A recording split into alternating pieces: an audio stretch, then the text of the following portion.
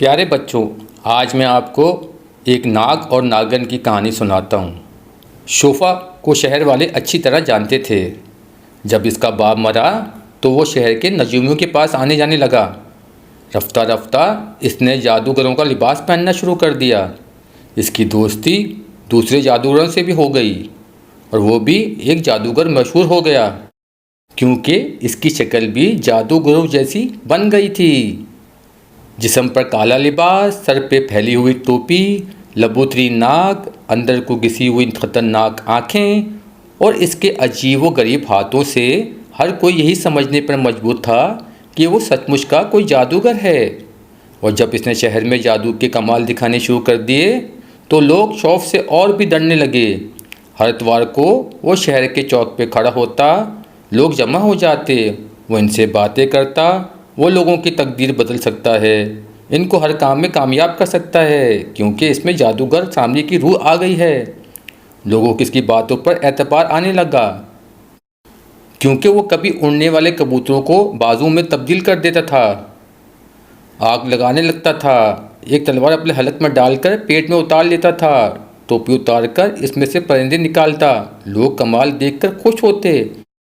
ये खबर गवर्नर को भी मिली तो उसने एक ऑफिसर के हाथ शोफा को महल में बुलाया और इसकी दावत की और इससे सवालात पूछने लगा।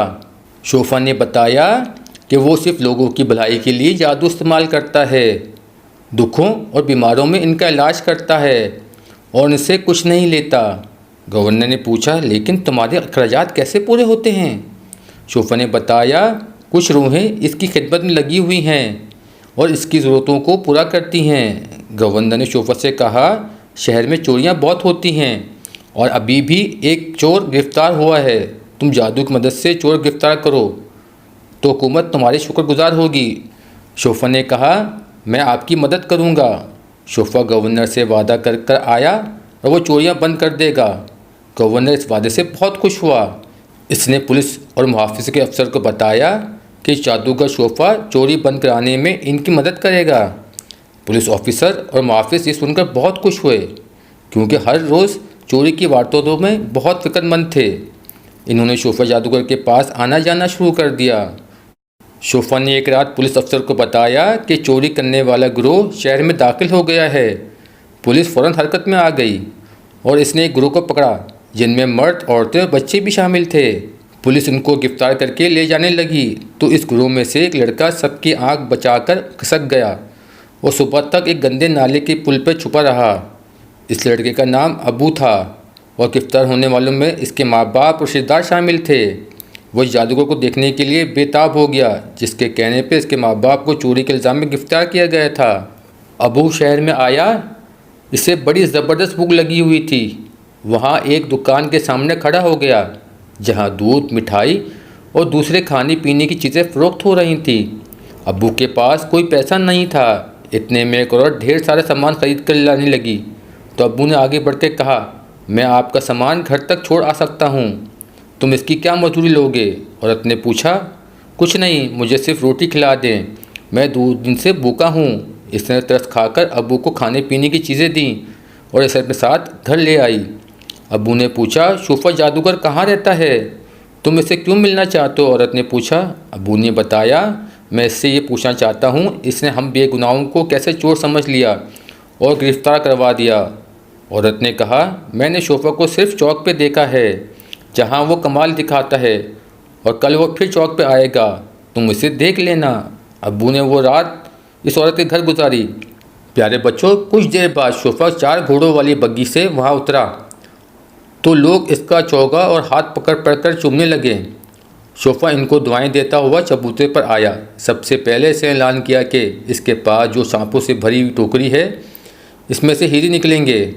शोफा जादूगर ने अपने साथी से एक टोकरी ली और इसे खोला तो इसमें जहरीले सांप भरे हुए थे। अबू भी भीड़ चीर कर इसके करीब होकर देखने लगा, शोफा किस तरह सांपों की टोकरी को हीरे में बदल सकता है। शोफा ने टोकरी पर कपड़ा रख दिया, फिर काफ़ी देर तक जादू के मंत्र पढ़ता रहा। फिर इसके हाथ में सांपों के बजाय चमकते हुए हीरे थे। वो हीरे शोफा ने सबको दिखाए। लोग खुश होकर तालियां बजाने लगे। शोफा ने कहा, जिस किसी को हीरा लेना हो वो एक सांप मेरे पास ले आए, मैं इसके सांप को हीरे में बदल दूंगा। आज ये हीरे गवर्नर को तोहफे में दिए जाएंगे। इसने घर आकर औरत से कहा वो एक सांप हासिल करना चाहता है। फिर इसने औरत को शोफा की पूरी बात सुनाई। औरत ने कहा तुम शोफा से ना मिलो और अपने माँ बाप को छुड़ाने की फ़िक्र करो। अबू ने कहा जब तक शोफा को पूरी तरह जाहिर नहीं किया जाता मेरे माँ बाप रिश्तेदार रिहा नहीं हो सकते। सबसे पहले शोफा का जादू ख़त्म करने का ज़रूरी है। तुम मुझे ये बताओ कि मैं सांप कैसे हासिल कर सकता हूँ। औरत ने जवाब दिया मुझे तो कुछ पता नहीं कि सांप कहाँ से मिलेगा। तुम जंगल में चले जाओ और ये लो टोकरी। अगर सांप मिल जाए तो सीधा शोफा के पास चले जाना, लेकिन मुझे 1 मिनट की खबर ज़रूर देना। अबू टोकरी लेके जंगल में आया। इसने बिलों और दरख्तों के तनों में सांप तलाश करना शुरू कर दिया, लेकिन इसे कोई सांप ना मिला। वो थक हार कर बैठ गया। वो बहुत फिक्रमंद था और अपने ख्यालों में डूबा हुआ था कि इसे किसी सांप की फनकार सुनाई दी। इसके कान खड़े हो गए।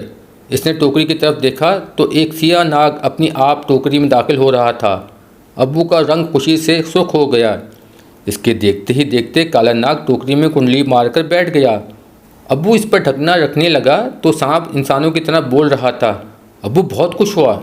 इसने टोकरी बंद की और उसे उठाकर पहले तो औरत के घर आया। इससे अजीब व गरीब सांप हासिल करने की खुशखबरी सुनाई और फिर शोफा जादूगर के पास रवाना हो गया। शोफा ने अपने लिए बहुत बड़ा जादूगर बनाया हुआ था जो एक ऊंची जगह था। उसके चारों तरफ सीढ़ियाँ थीं। सीढ़ियों में शोफा के हट्टे कट्टे मुलाजिम खड़े थे। सीढ़ियों के नीचे शोफा का दीदार करने वाले लोग मौजूद थे। अबू सांप की टोकरी उठाए सीढ़ियाँ चढ़ने लगा तो हट्टे कट्टे मुलाजिम ने रोक कर पूछा कहाँ जा रहे हो। अबू ने जवाब दिया मेरे पास टोकरी में सांप है और मैं शोफा जादूगर से कहने आया हूँ कि वो इसको हीरे में तब्दील कर दे। अबू की ये बात सुनकर शोफा जादूगर के मुलाजिम हैरान रह गए कि इसे सांप कहाँ से मिल गया, क्योंकि शोफा ने सारे सांप गायब करा दिए थे। शोफा को इसकी इत्तला दी गई। वो टोकरी में सांप की बात सुनकर बोला। इसने हुक्म दिया कि टोकरी में सांप लाने वाले को पेश किया जाए। अबू को अंदर आने की इजाज़त दी गई। वो अंदर दाखिल हुआ तो दरमियान वाले पुरस्कार कमरे में शोफा मौजूद था। अबू ने पहले इसकी शक्ल गौर से देखी और फिर कहा जनाब आली, आपके हुक्म के मुताबिक टोकरी में सांप ले आया हूँ। मेहरबानी करके इसे हीरे में तब्दील कर दें ताकि मैं इसे बेचकर अमीर बन जाऊँ। शोफा ने कहा अच्छा ये बात है, तो तुम्हें मेरे पास 1 हफ़्ता रहना होगा। अबू मान गया। जब 1 हफ़्ता गुजर गया तो अबू इसके जादू घर से पूरी तरह वाकिफ़ हो गया। इस जादू घर के अंदर एक बहुत बड़ा तहखाना था और तहखाने में जाने की किसी को भी इजाज़त ना थी। रात को शोफा तहखाने में चला जाता और सुबह बाहर निकलता, लेकिन अब्बू को कुछ पता ना चलता कि शोफा तहखाने में रात क्यों गुजार रहा है। अब्बू को ना तो तहखाने में जाने की इजाज़त थी और ना बाहर निकलने की। अब्बू भी एक तरह से गिरफ्तार हो गया था। 1 हफ़्ता गुजरने के बाद अब्बू ने शोफा से पूछा जनाब क्या आपने मेरा काम कर दिया? लेकिन मैं ज़रा शहर में घूमना फिरना चाहता हूँ, मुझे जादू घर से बाहर जाने की इजाज़त दी जाए। अब्बू की बात सुनकर शोफा ने जवाब दिया तुम कल शहर जा सकते हो, लेकिन आज नहीं। बहुत दिन हो गए थे और अब्बू को अपनी माँ बाप का बहुत ख्याल आता था कि वो किस तरह जेल से निकलेंगे। दूसरे दिन अब्बू शोफा के जादुई घर से बाहर निकल आया और सीधा इस औरत के घर गया। औरत घर पर नहीं थी। थोड़ी देर बाद वो औरत बाहर से आई तो अब्बू को घर में देखकर बहुत खुश हुई। अब्बू ने इसे बताया कि शोफा ने इसे आज ही बाहर निकलने की इजाज़त दी है, लेकिन अभी इसने टोकरी में सांप का मसला हल नहीं किया और इसके जादू घर के नीचे बहुत बड़ा तहखाना है। औरत ने इससे बताया कि शहर में फिर चोरियां होने लगी हैं और शोफा ने गवर्नर को बताया है कि गिरफ्तार होने वाले गिरोह से एक बच्चा बच गया है। क्या शोफा को मालूम है कि मैं वही लड़का हूँ जो गिरफ्तार होने वालों में से अलग हो गया था?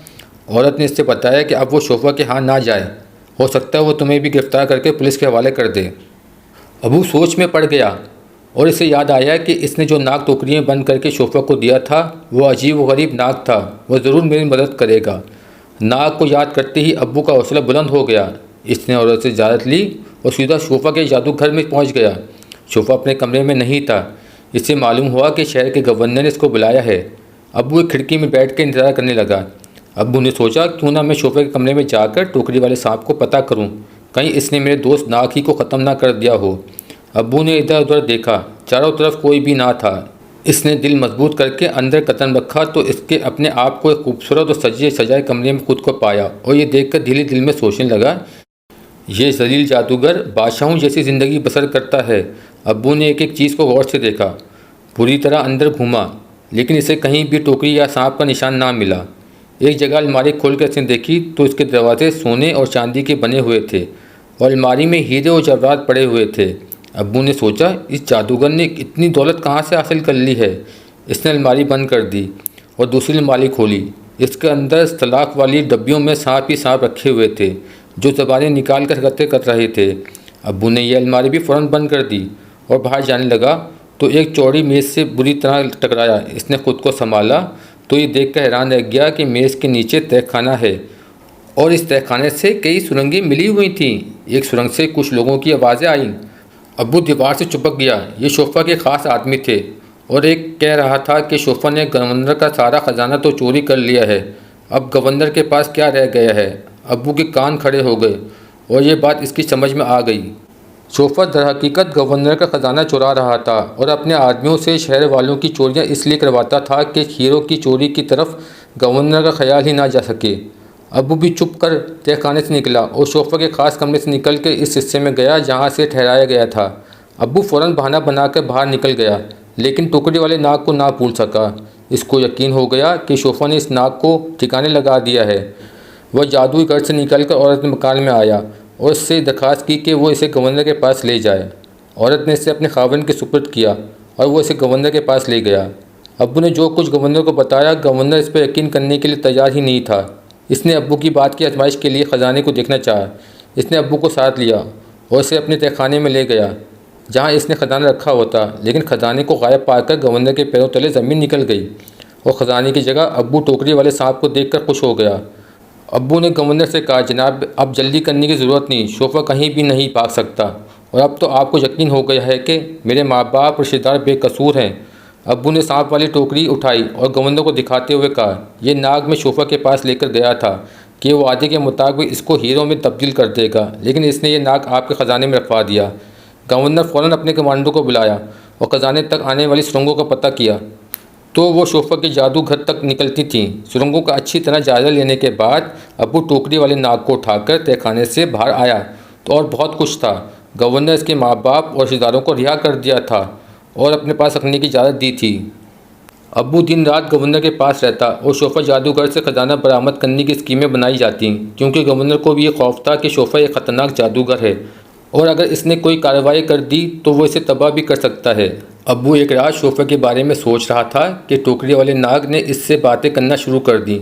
नाग ने कहा, शोफा मेरा भी दुश्मन है, इसने मेरी बीवी मारिया नाग को गिरफ्तार कर रखा है। शोफा को तबाह करके ख़जाना हासिल किया जा सकता है।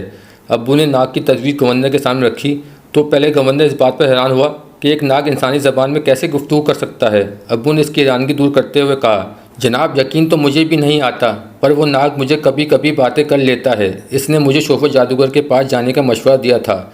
गवर्नर ने कहा, पहले नाग से मेरी बात करवाओ। अब्बू ने टोकरी खोली और नाग से कहा, गवर्नर तुम्हारी आवाज़ सुनना चाहता है। नाग ने अपने फन फैलाया और कहा, अब्बू जो कहता है ठीक कहता है। गवर्नर टोकरी वाले नाग की आवाज़ सुनकर हैरान हो गया। इसने अब्बू और नाग को सुरंग के ज़रिए शोफा के तहखाने तक जाने की इजाज़त दे दी और अपनी फ़ौजों को हुक्म दिया कि वो शोफा के जादू घर को घेरे में ले लें। इधर टोकरी वाले नाग और अब्बू सुरंग में दाखिल हुए। इधर गवर्नर के फ़ौजों ने शोफा के जादू घर को घेर लिया। गवर्नर भी एक घोड़े पर सवार था, जिसके हाथ में मुसल्लह दस्ते थे, जिसकी तलवारें और नेज़े चमक रहे थे। शोफा को जब पता चला कि फ़ौजों ने इसके जादू घर को घेर लिया है तो वह अपने कमरे से बाहर निकला। एक खिड़की से फ़ौजों को देखा तो इसका दिमाग सुन्न हो गया। इसका मतलब है कि गवर्नर को मालूम हो गया है शोफा ने इसका ख़जाना गायब कर दिया है। थोड़ी देर बाद इसने गवर्नर को सीढ़ियों के ऊपर खड़े होकर कहा, आपने मेरे जादू घर को घेर क्यों लिया है। गवर्नर ने कहा, तुमने सरकारी ख़जाना चुराया है और ख़ामोशी से ख़जाना वापस कर दो, वरना तुम्हारी ईंट से ईंट बजा दूंगा। शोफा के हाथ पांव फूल गए। इसने जादू घर से फ़रार होने का मंसूबा बनाया और फ़ौरन अंदर आया। इसने एक थैले में सोना चांदी और हीरे जवाहरात रखे और तहखाने के एक खुफिया सुरंग में घुस गया। शोफा कहकहा लगाते हुए भाग रहा था कि इसे अब कोई पकड़ नहीं सकता, लेकिन इसके सामने एक नाग आ गया। शोफा डर के मारे पीछे हटा और रेंग रेंग कर आगे बढ़ने लगा। नाग बहुत ज़्यादा गुस्से में था। शोफा वापस भागते भागते फिर जादू घर में गया। बाहर निकलने वाली सुरंग पर नाग का कब्जा था, जो इसका मुसलसल पीछा कर रहा था। शोफा अपने ख़ास कमरे में आया। इसका सांस फूला हुआ था। अचानक अब्बू इस कमरे में छत पर से कूदा और शोफा के सामने आ गया। तो फ़ौरन सांपों वाली अलमारी खोल दी। शोफा ने ज़ोर से चीख मारी और वो अपने जादू के सारे करतब भूल गया। नाग और नागन अब दोनों इसका पीछा कर रहे थे और शोफा थैला लेकर आगे ही आगे भाग रहा था। आखिर वह भाग के बाहर आ गया और सीढ़ियों पर खड़े होकर फौजों की तरफ देखने लगा। इसके पीछे नाग, नागन और अब्बू था, जो शोफा के अंजाम पर हंस रहा था और दिल में सोच रहा था कि अगर ये मेरे माँ बाप को गिरफ्तार ना करवाता तो शायद शहर को लूट कर भाग जाता। गवर्नर से आवाज़ दी, शोफा खजाने का थैला फेंक दो। शोफा ने इनकार कर दिया और उसने अपनी चौकी से 2 हड्डियाँ निकाल कर जादू टोना किया, लेकिन कुछ ना बना और नाग की एक ही फनकार से सीढ़ियों पर गिरा और तमाम सीढ़ियों से फिसलता हुआ नीचे आया तो मर चुका था। गवर्नर ने खजाने का थैला उठाया और सीढ़ियों के ऊपर खड़े होकर अब्बू से कहा, अब्बू आओ, अपना इनाम लो। अब्बू ने नाग और नागन से कहा, मैं तुम्हारा शुक्रगुजार हूँ, तुमने एक परदेसी लड़की की मदद की है। नाग ने कहा, यह तुम्हारा मुकद्दर है और अब इजाज़त दो। नाग और नागन पलटे और गायब हो गए। अब्बू सीधे उतर कर नीचे आया। गवर्नर से घोड़े पर अपने साथ बिठाया और महल में आ गया, जहाँ इसने खजाना दोबारा तहखाने में रखा और अब्बू को शहर में आबाद होने के लिए ज़मीन दी। अब्बू ने अपनी बहादुरी और कल से न सिर्फ माँ बाप को छुड़ाया बल्कि एक खौफनाक मुजरिम से शहर वालों को निजात दिलाई।